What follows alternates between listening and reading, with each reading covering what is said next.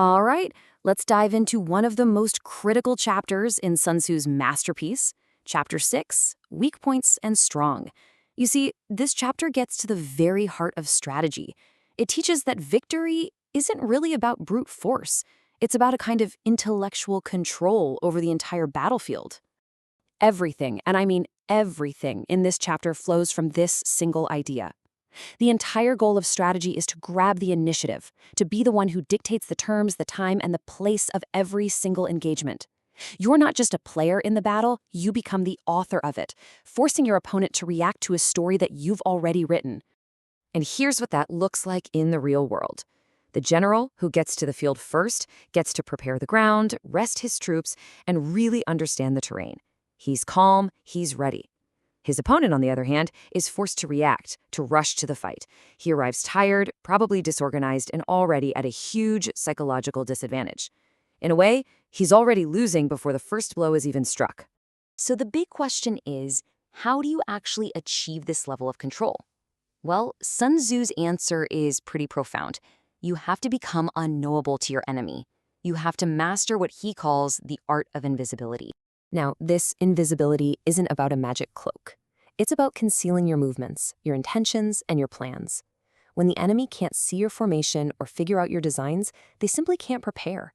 They're left completely blind and deaf. And in that state of total uncertainty, their fate is yours to command.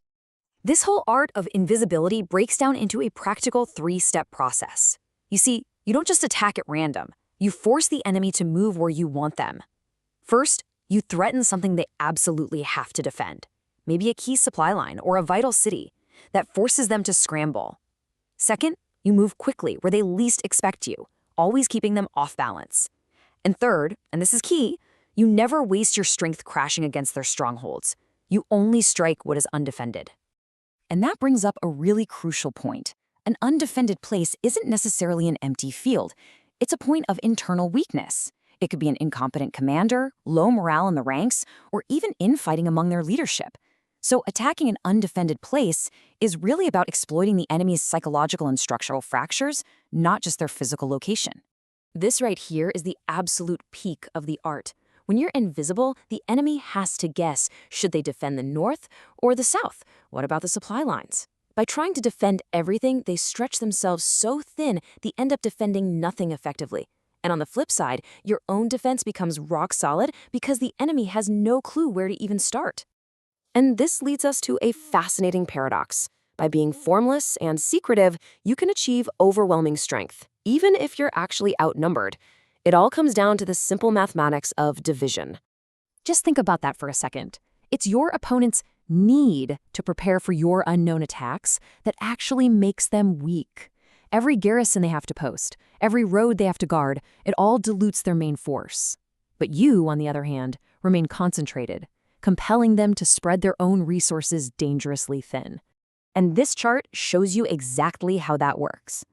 While your force remains a single concentrated unit, the enemy is forced to split their army up to guard against all your possible moves. So at the actual point of attack, your entire united force is striking just a tiny fraction of theirs. You've achieved local superiority, and in that one critical moment, you have become the stronger army. This is the trap you've laid. The enemy is now caught in a totally impossible dilemma. Every single choice they make to strengthen one area automatically creates a new weakness somewhere else. It's a strategic checkmate. Their attempt to be strong everywhere is the very thing that guarantees they'll be strong nowhere. So let's tie this all together. Your secrecy, your formlessness, it's not just about deception for deception's sake. It's the actual mechanism that forces the enemy to divide.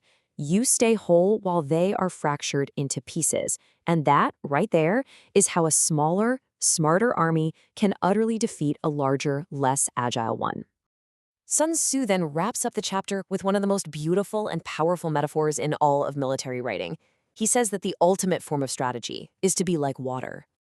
Let's really think about what this means. Water doesn't try to fight a mountain. It doesn't waste its energy crashing against high, hard places. It just flows around them, always seeking the lowest point, always finding the path of least resistance. And that is the model for perfect tactics. So the first principle of water-like tactics is simple. Avoid what is strong. Don't engage the enemy where they're prepared, where their defenses are built up, and their morale is high. That's just a foolish waste of energy. Like water, you simply flow around the obstacle. And of course, this is the inevitable result. By avoiding the strong points, you naturally find the weak spots, the valleys, the undefended places. You pour your concentrated force into these vulnerabilities, where it'll have the absolute greatest effect.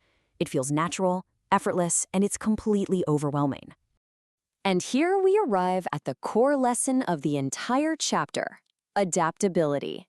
You see, just as water takes the shape of whatever container it's in, a brilliant general has to adapt to the shape of the situation. The exact tactic that brought you victory yesterday could lead you to ruin tomorrow. In strategy, there are no fixed formulas for success. And this is Sun Tzu's highest praise. True genius isn't about memorizing 1,000 different tactics.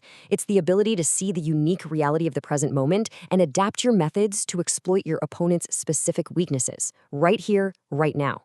That is the true mark of a master strategist. So, we're left with this final, profound question. If there's no single recipe for success, if the battlefield is constantly changing like the flow of water, then how can you even prepare? It means preparation can't be about memorizing old victories. It has to be about cultivating a mind that is fluid, adaptable, and always seeking that path of least resistance. How do you prepare to be formless?